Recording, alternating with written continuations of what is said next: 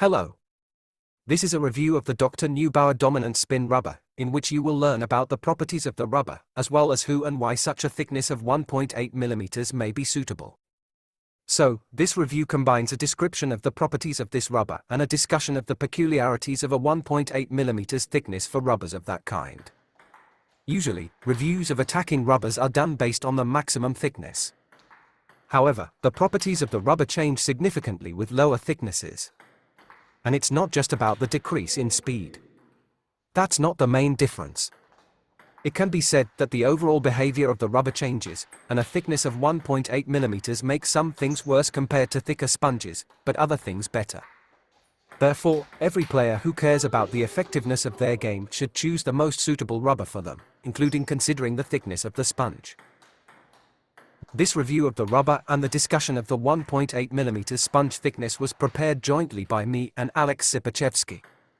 I tested the rubber and described its properties, and Alex supplemented my description with general considerations about the applicability of a sponge of this thickness for an attacking rubber of this type. As for the actual review of the dominant spin rubber properties, you will learn about them regardless of the sponge thickness being tested, so feel free to watch it even if you know for sure that you need the maximum thickness. As for the 1.8 mm thickness and why we decided to make a review on it, what if you discover that this or a similar rubber is best suited for you in this thickness? Many players only buy rubbers in the maximum thickness because it is the trendiest thickness for attacking rubbers. However, not everyone's playing style requires maximum sponge thickness. There are players for whom a thinner sponge may be better than the maximum thickness. So if you don't have personal experience with how rubbers play with a 1.8 mm sponge, watch the video until the end. I will tell you about it in relation to all the main technical elements. I will also discuss tactics and playing styles for which this thickness has advantages. And at the end, I will also say a few words about even thinner thicknesses, 1.5 mm and 1.3 mm, who needs them and where to use them, and where not to. Because choosing the right rubber for yourself is not only about choosing the model itself but also about correctly selecting a sponge thickness that is suitable for your game. Because a suitable rubber in an unsuitable thickness is an unsuitable rubber. It's like choosing the right shoe model but taking the wrong size. By the way, we already have a review of the dominant spin rubber in 2.1 mm thickness on our channel, as well as a comparison with its counterpart, dominant speed. And a separate review of dominant speed. You can find the links below the video. The company has also released a few more rubbers in the Dominance series. And I remind you to subscribe to our channel and turn on notifications so you don't miss our new videos. The testing was done using a Inha 970XXA blade. This blade has arylate carbon and is rated OFF in terms of speed. Let's get back to the rubber. It is of medium hardness. The rubber type is tensor. The overall speed is fast but somewhere in the middle among attacking rubbers. There are much faster rubbers out there. The catapult effect is not very strong. The top sheet grips the ball nicely but it's not sticky. Or maybe slightly sticky. It seems that different people describe this situation differently. If you press the racket on top of the ball and lift it, the ball doesn't stick. But there is a slight feeling of stickiness when the surface of the rubber is clean. What do you think? Is it better to call it stickiness or not? The reaction to incoming spin is not very strong for a tensor rubber. The weight of the uncut rubber in different thicknesses is shown on the screen. For comparison, we measured the weight of other popular rubbers. So, the weight is standard for a rubber of this hardness. After cutting, the rubber will weigh about 30% less. I will compare the tested rubber with the 2.1 mm thickness. Although the sponge thickness is only slightly smaller by 0.3 mm, dominant spin 1.8 differs significantly in properties and playing capabilities. It is noticeably stiffer. This is always noticeable. It's neither good nor bad, it's just a fact. It's a matter of individual preferences, which level of hardness and other properties one prefers. Moreover, these preferences are greatly influenced by the characteristics of the blade. But overall, keep in mind that the same rubber feels stiffer on a thinner sponge compared to a thicker sponge. With a powerful enough contact between the racket and the ball, a thinner sponge provides less contact time. This is because the thinner the sponge, the less the ball sinks into it. I want to draw your attention to the fact that this is only noticeable with a powerful enough contact. If the impact energy is not enough to penetrate the sponge down to the wood, it doesn't matter how much sponge depth is left. Therefore, when there is a powerful contact, the nature of the sponge work differs, and a thicker sponge can transfer more energy to the ball. This is primarily manifested in the potential for spin in topspin and countertop spin shots, in looping, where the sponge plays a major role in creating rotation. Unlike shots where rotation is mainly created by brushing the ball, where the sponge plays a minor role, and its thickness is not necessary for maximum spin. But does this mean that dominance spin with a thickness of 1.8 mm spins weakly or provides less speed in attack compared to a thickness of 2.1 mm? The situation is not linear and cannot be described in just a few words. Maximum spin is greater with a thicker sponge during powerful top spins. However, this maximum spin is not used in all situations, and not every player has the technical ability to extract the maximum spin, beyond which there is nothing more. Therefore, if a player has not yet developed his technique to extract the maximum spin, he is unlikely to notice a significant decrease in the potential of the rubber compared to the maximum. If a player can generate a spin of 6 out of 10, then what difference does it make if there are 2, 3, or 4 extra points that he haven't learned to use yet? It only makes sense to consider a rubber with greater potential when the player has fully utilized the potential of the existing rubber. Potentially, the 2.1 mm sponge generates more spin. This applies to topspin shots, not to serving and short game and so on. However, practically speaking, in the hands of a player of average skill level, there may not be much difference. It is even possible that with a thickness of 1.8 mm, the attack might be better because the player can better feel the thinner sponge compared to a thicker one. So the answer to the question, which sponge generates more spin, is not universal and depends on the specific player's racket. It also depends on the specific stroke being performed because on some strokes, it is easier to generate more spin with a thicker sponge, while on others, a thinner sponge is more effective. And on some strokes, there may be no difference in spin if the player has fully adapted to and familiarized themselves with the rubber. For example, if a player is used to playing with a 2.1 mm sponge and briefly tries a thinner 1.8 mm sponge without getting used to it or feeling it, without adapting technique to it, he will perform significantly worse with the unfamiliar 1.8 mm sponge due to the lack of adaptation and adjustment of their technique. He will play with it as he is used to playing with the 2.1 mm sponge, whereas the 1.8 mm sponge works differently and requires some slight nuances in technique. So, for a proper comparison, it's important to compare under the same conditions of adaptation and adjustment of technique. If you have an understanding of the differences in technique and the ability to quickly adapt and adjust, you can test rubbers adequately without wasting time on adaptation. That's something I can do, as I've already developed and trained myself in such an ability. But for those players who don't possess such a superpower, they need time to get used to the new rubber, feel it, and rebuild their technique around it. The time required varies among different players. Some may only need a couple of training sessions, while others may need 2 weeks, and there are even those who struggle to adapt to equipment changes at all. The situation with attack speed is also not linear. On one hand, a rubber with a thicker sponge has a stronger bounce. Theoretically, one might think that attacking with such a rubber would be faster. But in practice, attack speed is a combination of racket speed and the energy applied by the player's body. It depends on how quickly they swing the racket and how powerfully they strike the ball. Consequently, a small difference in racket speed can easily be compensated by the player's ability to put more energy into the shot. Therefore, a slower racket doesn't necessarily mean a slower attack. Moreover, in practice, it's very often observed that a player with a very fast racket produces slow attacks, while another player with a much slower racket manages to produce much faster and more powerful attacks. When it comes to a topspin-oriented attacking style, it's clear that the 1.8 mm sponge is not as suitable as the 2.1 mm. The amount of spin decreases, the topspin arc becomes lower and longer, the topspin speed decreases, and the ball handling sensation becomes less enjoyable. Of course, with a convenient ball, you can still make it work with a 1.8 mm sponge, but overall, it clearly falls short in topspin. Therefore, if you play with a fast blade, have a good topspin, and use it frequently, a thick sponge is specifically designed for this purpose and you shouldn't consider the 1.8 mm. For players whose style of play is not based on topspin, but rather when topspin is used for attacking from convenient balls, this 1.8 mm rubber thickness may be even better than 2.1 mm. For example, in modern defense or other combination styles. Additionally, on non-fast blades, a 1.8 mm thickness is more comfortable for topspin than on fast blades. With a 1.8 mm sponge, the rubber is slow in short game situations, as if it's not a tensor rubber.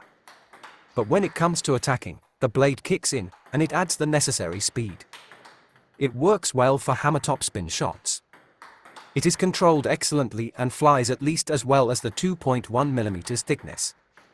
This is because in this type of topspin, the roll of the blade is more significant than the thickness of the sponge. In short, for a powerful single attack, a 1.8 mm sponge is perfectly suitable. Thinner sponges can also be used for this purpose if you have the ability to attack powerfully.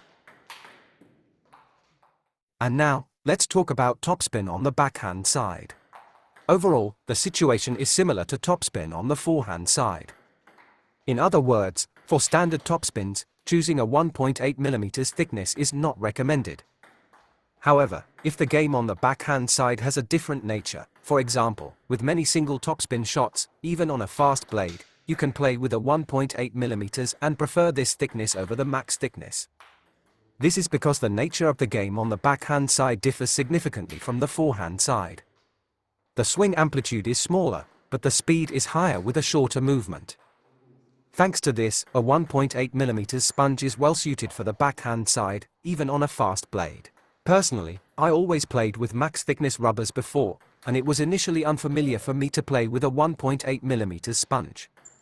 But when I experimented with the technique and adjusted it specifically for this thickness, I found that my backhand attack improved overall. I attack on the backhand side with single sharp topspins, not in a series or randomly. It turned out that dominance spin with a 1.8 mm thickness is an excellent choice for this style of play. In my case, it works even better than the max thickness. I emphasize that this is specifically for the backhand side, not the forehand side.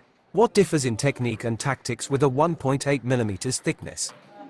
Well, you need to swing the racket more to compensate for the thinner sponge. It's a bit harder on the right side, but on the left, there are no major issues. Need a topspin with a lot of spin? No problem. The opponent blocks, but can't get the ball on the table. Need a sharp topspin? Here you go. And what about topspin from a distance? No problem again. The topspin on the left side is excellent.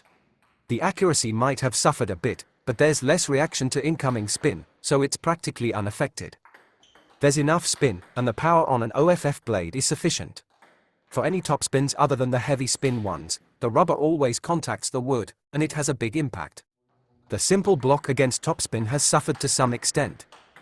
I started getting a more confident attack against my blocks compared to the thick sponge. The 1.8 mm sponge gives a weaker bounce, giving the opponent more time and comfort. And the spin from the block is less. But the control is better. So, you need to do, for example, a shortened block. There's more control, making it easier to shorten the ball. Or you can do an aggressive block. Overall, the rubber offers a lot of control, so you can vary the direction, speed, and other aspects of the block. If you do this, the opponent will be under pressure and play more passively. In general, if you always need high speed in your blocking game, then of course, a max thickness rubber is better. But if you need precision and the ability to vary between short and aggressive blocks, then 1.8 mm might be better. Especially because if the ball is comfortable, you can always play more forward on the block, utilizing the wood and increasing the speed through your own movement towards the ball.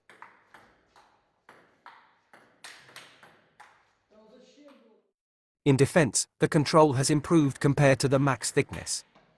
It's easier to hit the table, the accuracy is higher, and the chopping power is greater. It's easier to vary the spin given during chops and force errors from the opponent.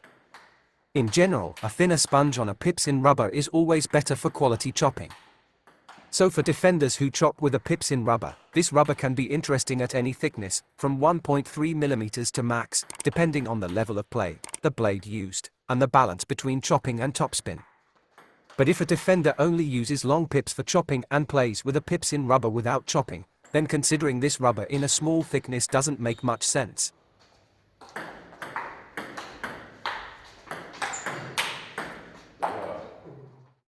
Chops and other short game techniques on the table work much better with a 1.8 mm thickness than with a max thickness, and probably better than any attacking rubber with max thickness. The chopping power is stronger, while the ball speed is lower. So you can torment opponents with chops and side spins, starting from the serve. When serving with thinner rubber, the speed is reduced and the ball dampens faster. As a result, it becomes easier to perform short and low serves. They can be served more accurately and more frequently. It has become easier to receive any type of serve, partly because the reaction to incoming spin has decreased. Now it is easier to play passively and to attack by hitting the ball into the table. Overall, the quality of play on the table has become more effective and challenging compared to using thicker rubber. Naturally, this only works when actively applied. Due to the more controllable variation of spin and its absence, variations in long and short balls, trajectory choices, and more precise shots to inconvenient areas are possible. And now let's talk about attacking. With a thickness of 1.8, there is excellent counterdrive and a flat hit. It's better to demonstrate rather than talk about it. And now the same thing, but from a distance away from the table.